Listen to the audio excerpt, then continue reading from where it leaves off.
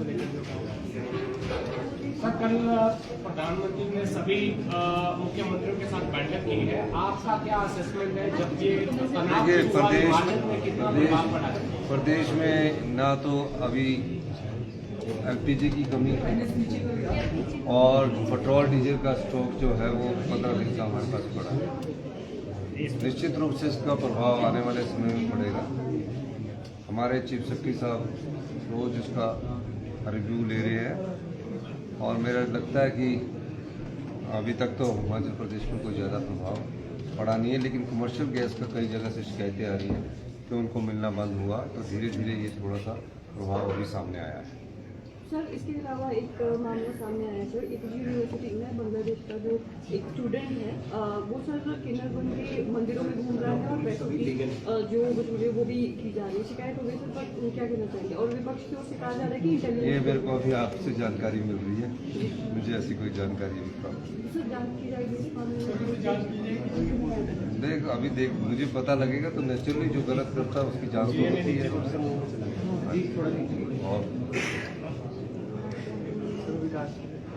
नहीं, प्रदेश का संतुलित विकास हो रहा है और निश्चित रूप से भारतीय जनता पार्टी जो है इनके पास कहने को कुछ नहीं और ये आरोप लगाकर अपनी राजनीतिक रोटियां सेकना चाहती है, कोई तथ्य रखते नहीं है। और अभी भी मैं माननीय पूर्व मुख्यमंत्री जयराम जी का बात सुन रहा था, तो तथ्यों के साथ बात करें तो उसका पता लग जाए।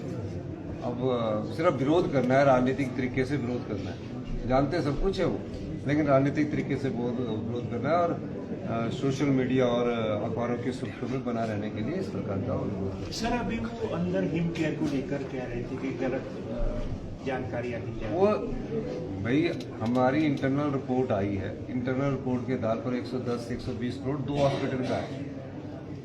हॉस्पिटल का है।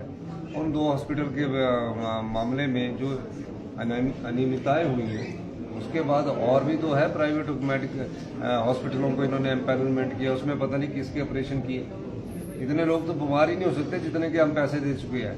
एक चीज को पकड़ते हैं जिसको कि हमारे उसी समय अध्यक्ष महोदय ने उसको ठीक कर दिया था, 1100 करोड़ रुपए वाली बात है, उसको ठीक उसी समय कर दिया था कि मित व्याजता का उन्होंने आरोप लगाया था। उसको पकड़ रहे हैं कि झूठ बोल रहे हैं। झूठ बोलना क्या हुआ इसमें? जब आपके यहाँ 110 करोड़ रुपया से 120 करोड़ रुपया टांडा और आईजीएमसी में अनियमितताएं हुई हैं, ये तो 2 का इंटरनल ऑडिट हुआ है, अभी हमने विजिलेंस इंक्वायरी दी है। उसके बाद आप ये देखिए कि 450 करोड़ रुपया तो प्राइवेट हॉस्पिटल का हमारे पास पेंडिंग पड़ा है और जगह जो इनका पैकेज है उसका पेंडिंग पड़ा है।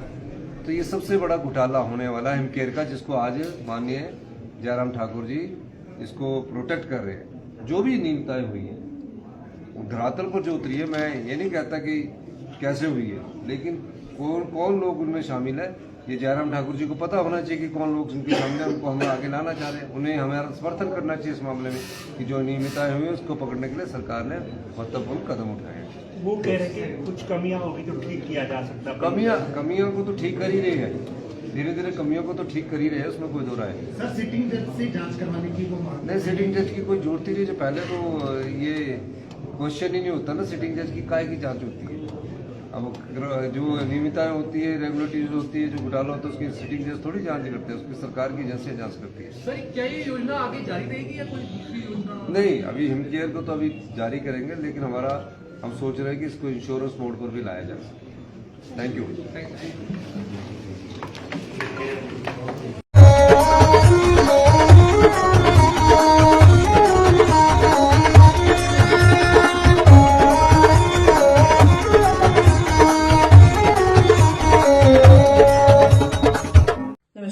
मैं Alka Bhardwaj, principal Gurukul international school Kunihar.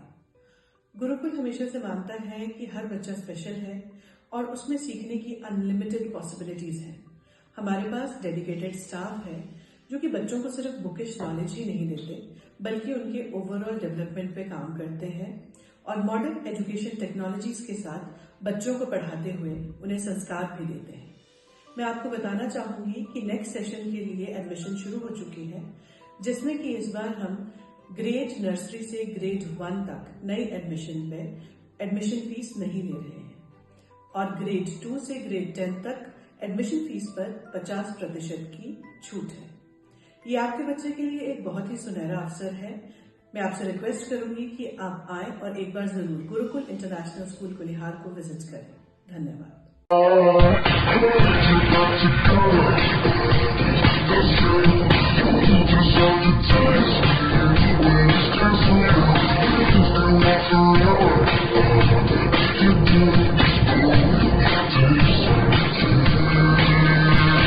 Looking for a school that shapes not just students but future leaders? Welcome to Kasoli International Public School, a world-class residential institution where learning goes beyond classrooms. With a strong academic foundation, an advanced curriculum, and excellence in sports and co-curricular activities, we focus on complete development. Nutritious food, a safe boarding environment, and experienced teachers living on campus ensure constant care, discipline, and guidance. Enroll your child at Kasoli International Public School today. Admissions are now open.